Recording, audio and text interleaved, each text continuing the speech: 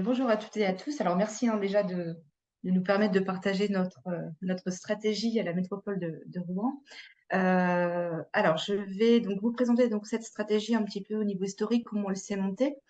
Le plan d'action donc, de manière très active, et puis de faire un focus sur l'accompagnement des manifestations dans le cadre de notre label éco-manifestation et comment on a pu intégrer justement d'accompagner l'ensemble de ces acteurs sur du zéro plastique. Alors, donc je ne vais pas rappeler l'enjeu au niveau international qui a été dit tout à l'heure. Juste dire que sur notre territoire, donc 70% de nos communes, donc on a 71 communes sur le territoire de la métropole Rouen-Normandie, 70% de ces communes sont traversées donc soit par la Seine directement ou par l'un de ses affluents. Donc, on est sur un bassin de vie qui est quand même très concentré et avec une concentration également de pollution, notamment sur les berges de la Seine, et puis également une pollution liée à tout ce qui est le réseau d'assainissement. Donc, on retrouve, donc, comme sur beaucoup de territoires, des quantités très importantes de déchets macroplastiques, principalement jetés sur l'espace public et qui se retrouvent rejetés dans la Seine aujourd'hui. Et sur notre territoire, donc on est sur la zone de l'estuaire de la Seine. On est donc soumis aux effets des marées, ce qui fait qu'on est sur une zone où on a une très forte concentration de microplastiques, avec une très forte zone d'accumulation. Et c'est aussi dans cette zone estuarienne où les plastiques vont se fragmenter. Dès lors qu'ils arrivent au Havre et donc en pleine mer, en fait, ils sont déjà dégradés à l'état de microplastiques. On travaille avec un laboratoire de recherche, le LESU, et les dernières données qu'on a pu obtenir, donc c'est en Seine, donc 100 à 200 tonnes de déchets plastiques sont acheminés en mer chaque année. Alors ça reste une estimation, mais qui paraît très réaliste. Et sur ces mêmes études, donc on travaille également avec le GIP Seine-Aval, qui se charge également de porter le projet de recherche sur la Seine, mais aussi de vulgariser ses connaissances et de travailler avec l'ensemble des collectivités du territoire. Dans un mètre cube d'eau de l'estuaire de la Seine, on retrouve entre 1 à 38 particules différentes de microplastiques, ce qui montre vraiment l'enjeu sur notre bassin de vie à l'échelle de la métropole, de pouvoir agir en amont de cette pollution, et justement par des actions de prévention. Et comme on dit tout le temps, hein, le meilleur déchet, c'est celui qu'on ne produit pas. Donc c'est comment on va accompagner les citoyens sur notre territoire à ne plus, ou en tout cas à limiter l'usage du plastique et usage unique. Alors, une petite frise sur le déroulé un petit peu de cette démarche qui, au final, a été mis en place assez rapidement. Donc, dès 2020, on a eu une nouvelle équipe, une nouvelle mandature qui a clairement affiché la priorité du territoire de la métropole de Rouen à s'engager dans la transition sociale et écologique. Donc, juste avant ça, on avait eu donc une très forte dynamique en 2018 autour de la COP 21 et de l'accord de Rouen qui avait été signé en novembre 2018, qui a permis vraiment de mobiliser l'ensemble des acteurs, qu'ils soient économiques, collectivités, citoyens, associatifs, et de vraiment travailler ensemble sur des projets communs. On a également à ce moment-là mis en place toute notre stratégie d'accompagnement des changements de la transition écologique. Donc, tout ça pour aboutir en 2019 donc, à l'adoption de l'élaboration de notre plan, de notre pacte, hein, du plan d'accompagnement des changements de la transition écologique, couplé à l'adoption du PCAET, qui a clairement affiché dès 2019 deux axes importants de ce PCAET, qui étaient la réduction du plastique et l'exemplarité de la collectivité. Donc, avant d'accompagner l'ensemble des acteurs, c'est soyons nous-mêmes exemplaires dans nos pratiques et au quotidien. Donc en 2020, donc on a le Conseil métropolitain a voté l'élaboration de cette stratégie et de ce plan d'action, et surtout de poser un cadre un peu de là où on voulait aller, et également de comment on souhaitait engager l'ensemble des acteurs du territoire dans cette stratégie globale. Donc c'est passé par la signature de 2 chartes, donc cantine sans plastique, et la charte, on en a parlé un petit peu tout à l'heure, un fleuve et rivières sans plastique. Donc, il fixe 4 axes de travail très importants. Alors, je ne vais pas les lister ici, mais vraiment, le premier axe sur lequel on s'est fortement appuyé, c'est agir sur la propagation des déchets plastiques. Et donc, c'est comment, justement, en amont, on travaille sur des actions très concrètes de prévention et de lutte contre cette pollution. En 2021, donc, on a réuni un premier COPIL, Métropole Zéro Pollution Plastique. Et donc ce COPIL, il est avant tout donc, porté par l'ensemble des directions de la métropole, mais également des partenaires extérieurs. Donc ce COPIL a permis de définir les axes prioritaires de notre plan d'action, qui a été adopté donc, en Conseil métropolitain de mars 2022. Et en mars 2022, notre premier COPIL, donc un an après son adoption, pour pouvoir justement faire un peu un point d'étape sur les actions engagées, soit directement par la collectivité, mais aussi par les acteurs impliqués dans ce plan d'action. Donc sur ce bilan, donc sur les 31 actions, donc 18 sont réalisées ou en cours de réalisation. 10 sont toujours en cours, 2 sont reportées et une a été supprimée. Donc on avait on avait proposé une action spécifique sur les masques qui a été donc abandonnée en cours de route. Cette stratégie, alors, elle s'intègre avant tout sur l'ensemble des orientations stratégiques de la collectivité. Donc, c'est-à-dire que cette stratégie métropole zéro pollution plastique, on la retrouve donc dans le PAT, par exemple, le plan alimentaire territorial, le PCAET, le PLPDMA et l'ensemble des plans de mobilité également. Enfin voilà, c'est vraiment une stratégie qui est vraiment reprise en interne par l'ensemble des directions afin d'avoir aussi une cohérence dans le portage de cette stratégie. Cette stratégie, elle se veut avant tout donc de positionner la métropole comme fédératrice des actions.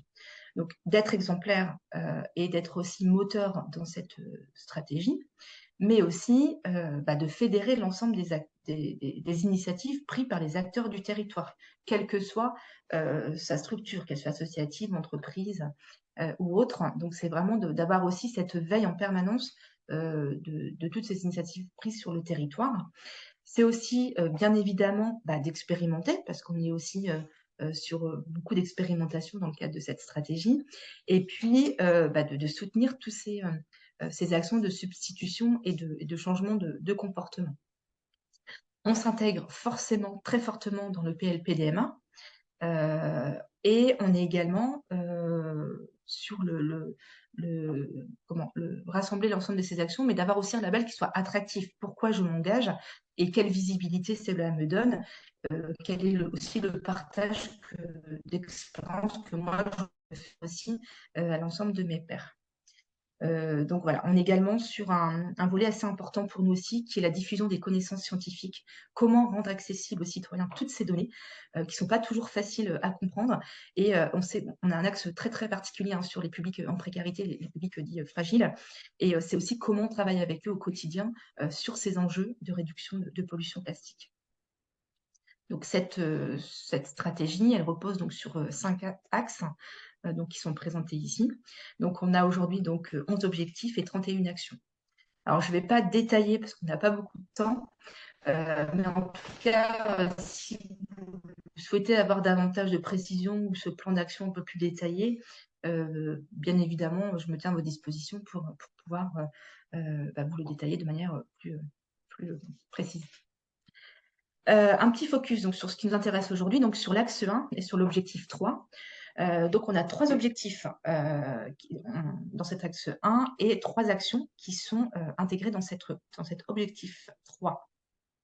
Donc, la première action concerne donc la suppression de tous les contenants alimentaires en plastique jetables sur l'ensemble des événements organisés en interne par la collectivité. Donc très rapidement, on a mis en place, donc on l'a dit tout à l'heure dans le cadre de la commande publique, donc on a revu notre marché cadre traiteur. Et aujourd'hui, dans notre marché cadre, on a une obligation des traiteurs à s'engager dans une démarche zéro déchet. Donc, on le voit un peu sur la photo, mais c'est par exemple l'utilisation obligatoire de contenants verts, plus d'emballage des condiments, des sucres, etc., ce qui n'a pas été simple aussi à faire adopter. Donc voilà, on a toute une série de mesures dans cet accord cadre qui aujourd'hui nous permet vraiment d'avoir des cocktails, des petits déjeuners, etc., des coins de café, j'ai envie de dire, qui sont assez exemplaires et qui montrent que c'est possible aussi de les réaliser aujourd'hui au sein d'une collectivité. On a également l'axe 2 qui est l'accompagnement des organisateurs de manifestations. donc pour supprimer les contenants alimentaires jetables. Donc on a développé à la métropole depuis plus de 10 ans le label Éco-Manifestation qui vise à accompagner l'ensemble des organisateurs d'événementiels donc dans une démarche, alors au départ, qui était respectueuse de l'environnement. Aujourd'hui, forcément, cette stratégie zéro plastique est intégrée donc dans ce label et on accompagne les organisateurs, en tout cas, d'événementiels à pouvoir s'intégrer dans cette stratégie. Donc concrètement, ça va être la mise à disposition de fontaines à eau, de cendriers de vote et de carafes. On a également les gobelets réutilisables, hein, donc là on fait de la dotation des gobelets. Et par exemple, sur 2022, c'est 30 000 gobelets qui ont pu être distribués et qui sont réutilisés, réemployés donc, sur les autres événements proposés par la collectivité. En 2022, donc, ça a été 107 événements qui ont été labellisés. Et donc, c'est aussi du temps agent hein, qui est consacré donc, à ces accompagnements. Et puis, on a également des événements d'ampleur que l'on accompagne, donc de manière beaucoup plus spécifique et beaucoup plus fine, en travaillant donc avec les organisateurs, qu'ils soient donc plutôt municipal, associatifs ou sportifs. Et donc là, on a vraiment des réunions de travail beaucoup plus construites et plus conséquentes sur justement les efforts à mettre en place et l'exemplarité de l'événement justement pour le grand public. Et donc, on a également la troisième action hein, qui vise vraiment à développer, donc un service de consigne. On va le voir juste après. Un focus particulier sur un événement qui est très important sur notre territoire, qui est l'Armada, qui a lieu tous les 4-5 ans et qui a été organisé donc, en 2023, en juin dernier. Donc, c'est plus de 6 millions de visiteurs hein, en l'espace de 10 jours sur 7 km de quai de Seine. L'association Armada a souhaité mettre un focus très important donc, cette année sur l'engagement de l'événement sur la protection des océans et la lutte contre les pollutions plastiques. Donc pour cela, ils ont fait appel à la métropole donc pour pouvoir être accompagnés sur cette ambition et de la rendre vraiment opérationnelle au moment de l'événement. L'intérêt pour nous, c'était de montrer qu'un événement d'ampleur tel que l'Armada avec 6 millions de visiteurs sur un espace très concentré, si on arrive à mener des actions très concrètes sur la lutte contre les pollutions plastiques, si on arrive à le faire sur cet événement-là, on pourra le décliner sur l'ensemble des événements. Donc c'est aussi ce côté exemplarité qu'on a voulu mettre en avant. Et donc, on a délibéré donc, sur une convention et un plan d'action que l'on a décidé conjointement avec l'association. Donc, comme on le disait, hein, dans la priorité de réduire l'usage des plastiques à usage unique. Alors, ça n'a pas été simple, notamment sur les goodies, etc., hein, qui sont remis à tout va aux visiteurs, pas d'emballage plastique, etc. Donc, du coup, il y a eu des chartes qui ont été mises en place avec l'ensemble des acteurs, que ce soit l'organisateur lui-même, donc il fallait aussi que lui soit exemplaire sur s'agir contre la pollution plastique, l'ensemble des exposants, les traiteurs, et puis tous les événementiels qui étaient organisés sur les bateaux également, donc avec les traiteurs notamment qui étaient mobilisés. Donc ça a été un travail assez long. Donc on a démarré, alors il y a eu l'adoption du plan d'action en octobre 2022, mais qui a démarré dès fin 2020 pour pouvoir vraiment être concret et puis avoir des actions vraiment réalisables et tenables le jour de l'événement. Ce qu'on a mis en place pendant l'événement, donc c'est une expérimentation également d'un service de consigne de contenants alimentaires auprès d'un food court pilote. Ce qu'on avait proposé, donc, c'était de mettre en place un village d'initiative positive et de montrer donc, sur un petit espace avec 6 food trucks, de monter une expérimentation de mise en place d'un service de consigne.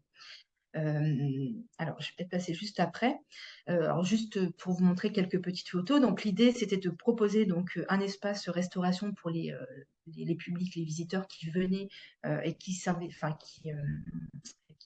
intégraient en tout cas le service de consigne. Et puis, c'était également de trouver donc, les opérateurs locaux qui pouvaient donc, prendre en charge ce service, cette prestation. Et donc, on a lancé un marché public. On a eu une seule réponse. La difficulté, c'était de pouvoir avoir les différents acteurs opérationnels sur place, hein, c'est-à-dire le prestataire, c'était une association, en l'occurrence la Consigne Avraise, qui mettait à disposition des contenants. On avait également mis en place tout ce qui était logistique, donc le transport, donc avec le dernier kilomètre réalisé par Tout en vélo, qui est une association donc de portage en vélo, et donc qui, sur l'ensemble du site, en fait, faisait des allers-retours jusqu'à un point de rendez-vous avec le troisième prestataire qui était ID-Vert, qui était la station de lavage, et donc qui, avec le camion, une fois par jour, donnait rendez-vous avec Tout en vélo pour pouvoir récupérer ses contenants. Donc ça a été la mise en place de toute cette organisation. Et donc le prestataire donc, du marché devait répondre à ces trois j'ai envie de dire, services intégrés, donc les contenants, le transport et le lavage. Donc au niveau de cette expérimentation, donc on a eu plus de à peu près 4000 consignes qui ont été mises en place. Ça n'a pas été simple de travailler non plus avec les food trucks, mais voilà, il fallait aussi qu'on impose un peu ce service. Et puis, c'était aussi nouveau, donc il fallait aussi qu'on accompagne les comportements. Je reviens juste en arrière pour dire également que dans le cadre de cette stratégie globale, il y avait également donc, la mise à disposition de fontaines à eau. L'association Armada avait décidé d'interdire la vente de bouteilles d'eau de moins d'1 litre. Donc on a quand même fait de la vente de bouteilles d'eau de plus d'1 litre, notamment pour les familles, etc., mais pas en dessous d'1 litre. On a également déployé de nombreux cendriers de vote sur les quais. Alors, c'est quelque chose qu'on utilise beaucoup, tout ce qui est nudge, d'accompagner le changement de comportement, notamment par le jeu, la gamification. Et donc, ces cendriers de vote, avec quelques questions qui étaient posées, permettaient justement d'inciter en tout cas les visiteurs à pouvoir jeter les mégots dans ces cendriers, avec un petit message aussi qui expliquait justement les effets de jeter son mégot sur les quais. Et là, on le retrouvait à la suite. Un petit focus sur nous, en tout cas, notre retour d'expérience sur la consigne, sur cet événement-là. Ce qu'on peut dire aujourd'hui, c'est que effectivement, si on ne dispose pas d'acteurs locaux, c'est quand même très compliqué forcément de le mettre en place, mais c'est d'avoir l'ensemble de cet écosystème. Donc, c'est d'avoir des stations de lavage, c'est d'avoir aussi une réflexion sur le transport. Et donc, là, on a pu l'avoir sur cette expérimentation-là. L'idée, c'est de pouvoir également la pérenniser auprès des restaurateurs sédentaires du centre-ville de Rouen. Alors, on n'est pas encore là, mais voilà, c'est de montrer que l'écosystème est en place et que c'est possible de le réaliser aujourd'hui. L'organisateur de l'événement doit forcément être impliqué dans cette proposition de service, voire imposer le déploiement de la consigne. On s'est rendu compte que de laisser le choix entre je prends la consigne ou pas, pour le consommateur, c'est pas toujours évident de rajouter 4 € pour avoir un contenant, alors même si on récupère l'argent, etc. Enfin, c'est des changements de pratique qui ne sont pas toujours évidentes à prendre. Et sur l'événement, c'était aussi l'occasion de pouvoir avoir plus de temps de discuter avec les consommateurs. On est quand même sur un temps festif, les personnes ont plus le temps, et d'expliquer un peu l'intérêt, en tout cas, d'utiliser la consigne. Et avec des personnes également, ce qui est intéressant, c'est que l'Armada accueille également de nombreux autres organisateurs d'événements, et de montrer que c'est un service qui peut tout à fait être déployé sur d'autres événementiels. Et donc, pour l'organisateur, ce qui était très important, c'était de pouvoir proposer un espace de restauration. C'est vrai que quand on est sur un événement très mobile, où on ne fait que se déplacer, on s'est dit que les contenants en verre, c'était pas forcément pratique, on le laisse dans le sac, on le ramène, etc. Contrairement au gobelet réutilisable, où il y avait des points un peu de retour assez fréquents sur les quais, en fait, on avait un seul point de retour de la consigne. Donc, d'où l'intérêt de proposer un espace de restauration. On avait également mis en place des conventions, des chartes d'engagement avec les food trucks. Donc, ils s'étaient tous engagés à utiliser le service de consigne. Et pour eux, c'était également nouveau. Donc, il a fallu aussi les accompagner à comment tout ça s'organiser, le stock qu'ils devaient avoir, où on le met, parce que dans les food trucks, on n'avait pas forcément beaucoup de place. Donc, on a vraiment déconstruit un peu tout ça pour vraiment prendre point par point toutes ces difficultés qui pouvaient en être en amont de l'événement. Et puis, justement, travailler avec eux pour que ce soit opérationnel. Ce qu'on a pu constater, c'est que il est nécessaire d'accompagner le changement de pratique et de comportement des usagers. Le but, c'est de rendre de pérennes ces habitudes, aussi bien chez les consommateurs que chez les professionnels. Le levier important, c'était que la collectivité finançait cette expérimentation, qui a coûté, donc sur l'Armada, qui a coûté 60 000 euros. Et l'association La Consigne à Vraise avait pu bénéficier également d'un accompagnement de l'ADEME pour pouvoir acheter des contenants. Ce qui était important pour nous, c'était la collectivité est en charge de la collecte des déchets. Donc sur le site, on est également pendant l'événement fortement mobilisé pour collecter les déchets. C'était également l'enjeu de réduire fortement les déchets et optimiser la collecte également par les équipes opérationnelles de la métropole. La difficulté, c'est qu'on était sur une expérimentation et on s'était basé sur les chiffres qui nous avaient été donnés sur les distributions. Et on s'est rendu compte qu'on avait surdimensionné le nombre de contenants. Et du coup, voilà, on a dû réadapter ces petites choses. Et que malheureusement, la très grosse difficulté qu'on a rencontrée, c'est que les couverts restaient jetables. Alors, on avait mis en place une collecte de biodéchets avec des points d'apport, et notamment sur l'espace de restauration. Et donc, ces couverts ont pu être valorisés dans le cas des biodéchets. Mais c'est vrai que dans la démarche, on aurait voulu aller beaucoup plus loin. Et aujourd'hui, on n'a pas les solutions locales, en tout cas, pour pouvoir le proposer. Sur les fontaines à eau, donc on avait également installé des fontaines à eau. On s'était dit que forcément, s'il n'y a pas de vente de bouteilles d'eau, l'une des actions portées dans le cadre de ce plan d'action métropole zéro pollution plastique, c'est de déployer les points d'accès à l'eau potable. Et donc, sur l'Armada, on a acheté 6 fontaines à eau. On en avait déjà 2, et puis on en a reloué pendant l'événement parce que, alors, contre toute attente, sur les 10 jours d'événementiel, il a fait plus de 32 degrés, et sur Rouen, ce n'est pas souvent le cas sur 10 jours.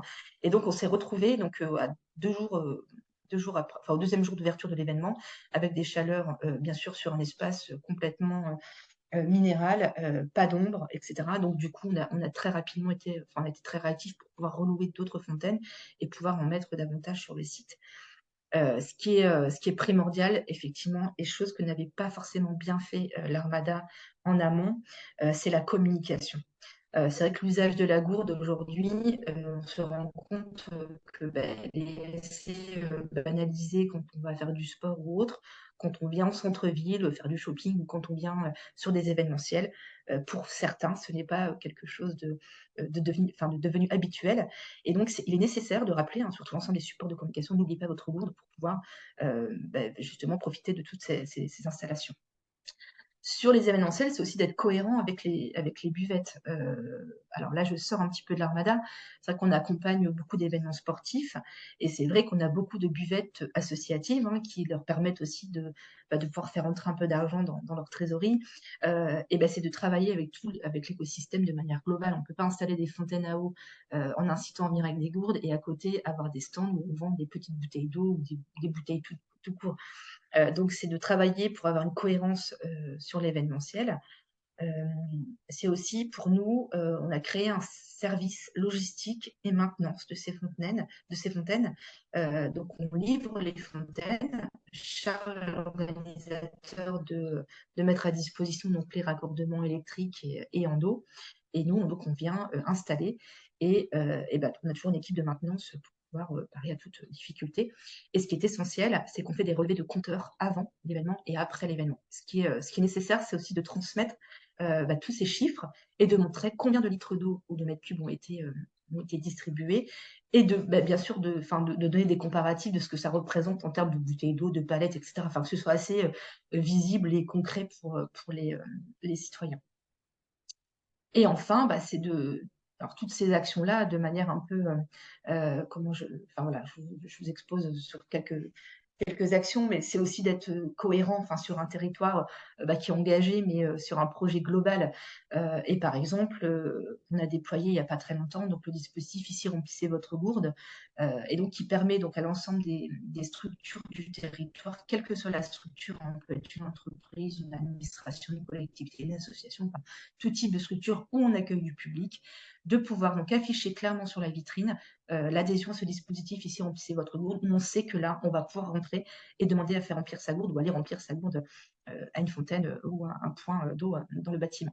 Et ça, ça lève vraiment des freins l'utilisation de la gourde, de se dire, bah oui, c'est possible. Et dès lors que je vois l'autocollant, je sais que je peux entrer sans problème. Donc, c'est aussi important de banaliser un peu toutes ces actions pour permettre, en tout cas sur le volet New Fontaine et accès à l'eau sur l'espace public, d'avoir aussi une cohérence des actions qui sont portées. On ne peut pas uniquement le faire sur un événementiel si à côté de ça, on n'a pas un projet plus global autour de la gourde, par exemple. Voilà, je suis allée un peu vite, mais en tout cas, je suis à disposition de qui veut pour approfondir ces sujets et puis peut-être cette stratégie de manière plus précise. Merci beaucoup, Nathalie. Alors, il y a plein de questions pour toi. Je vais en sélectionner quelques-unes, parce qu'il nous reste, il nous reste pas trop de temps avant de passer la parole à Sophie. On reviendra à la fin et si jamais on n'arrive pas à répondre à toutes les questions, on les a toutes notées quoi qu'il arrive, donc au Oui, cas où, oui. on t'en fera pas. Il y avait une question sur le coût d'investissement pour s'équiper de solutions alternatives, donc Carafe, Cendrier, Fontaine. Les investissements, est-ce que tu as le coût d'investissement de base que vous avez fait à la métropole Normandie? Et ensuite, du coup, il me semble que vous mettez à disposition gratuitement donc des organisateurs d'événements. Oui, alors je peux pas vous dire le coût, je pourrais vous donner le coût annuel. Alors c'est vrai que par exemple sur les fontaines à eau, pareil, hein, ça a été un marché qu'on a lancé, donc l'acquisition de 4 fontaines, c'était 54 000 euros. Mais ça inclut le temps de formation, l'habillage, parce que il y a aussi le flocage de ces fontaines. Il faut aussi être au clair sur le message que l'on veut véhiculer. Et puis aussi la formation du personnel, qui était vraiment quelque chose d'important pour nous pour être opérationnel ensuite. Sur les gobelets, alors si je ne me trompe pas, alors on travaille avec le prestataire que tout le monde connaît, Esprit Planète. Je crois que c'est 8 000 euros, c'est 16 000 euros à l'année d'achat de gobelets réutilisables que l'on donne. Alors là, les gobelets, c'est une dotation. Donc, c'est à peu près 16 000 euros de budget par an. Mais si vous voulez vraiment des détails assez précis, je peux vous les envoyer sans problème. Et puis, pareil, les cendriers de vote, donc on en avait acheté 20. C'est un budget de 9 000 euros. Alors, je vous donne ça un peu en vrac, mais je pourrais vous le formaliser de manière plus. Euh, une autre petite question. Quelles ont été du coup les démarches d'accompagnement des acteurs? Est-ce que vous avez fait donc des formations avec les organisateurs? Comment vous diffusez en fait à l'échelle de votre territoire toutes ces solutions?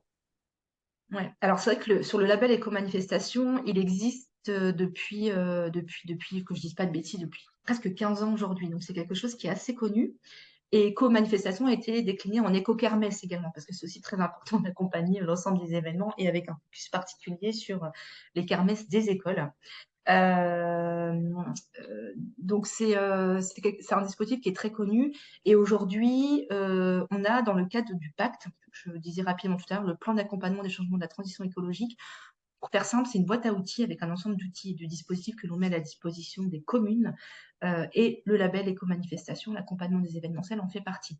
Aujourd'hui, on a 36 communes conventionnées dans le cadre de ce pacte et tous les ans, donc on les rencontre, on refait un état actualisé des nouveaux dispositifs, on leur présente les nouvelles choses, etc., avec un focus sur la stratégie métropole zéro pollution plastique. Donc, au niveau communal, ils ont ces informations-là. Après, on est parfois sollicité, notamment dans les démarches assez climat et énergie, en fait, où on nous demande parfois d'intervenir pour expliquer aux associations de la ville, hein, sportives, culturelles, socioculturelles, c'est des dispositifs, en tout cas, que nous, on peut, que l'on porte pour les accompagner au quotidien. Donc, le label éco-manifestation en fait partie, mais pas que. Donc, voilà, donc c'est vrai qu'on a également donc, tout des newsletters en interne hein, sur la COP 21 avec les chargés de communication des communes, etc. Donc, on a pas mal de relais aussi hein, pour diffuser l'information. Et puis, on travaille également avec les fédérations sportives, parce que c'est aussi important de travailler avec elles. Et puis, c'est vrai qu'en interne, on a aussi un service des sports qui gère aussi les gros équipements sportifs du territoire, mais qui a également des contacts avec les clubs plutôt amateurs au sein des communes. Voilà, donc on a plusieurs canaux de diffusion qui voilà, fonctionnent très bien depuis très longtemps. Super. Merci. Une dernière micro-question, puis après on passe à Sophie. Du coup, au sein de ta direction, vous êtes combien pour appliquer toutes ces belles actions? Est-ce que vous avez dû recruter, tout ça? Ouais, ouais, ouais. Alors, depuis 2021, comme je disais tout à l'heure, il y a une très forte volonté politique d'ancrer le territoire dans la transition sociale écologique avec quand même des créations de postes à ce niveau-là. Et donc, moi, par exemple, je suis arrivée en 2021 donc pour animer et puis porter le pacte et aussi cette stratégie métropole zéro pollution plastique. Et on a également en 2021 donc intégré, internalisé une chercheure en sciences comportementales qui accompagne l'ensemble des directions de la métropole sur ce volet changement de comportement au quotidien. Donc j'ai envie de dire combien on est au sein de la direction, donc la direction des euh, changements des comportements, on est 18 ou 19, je crois. Voilà, avec toutes sortes de métiers confondus, hein,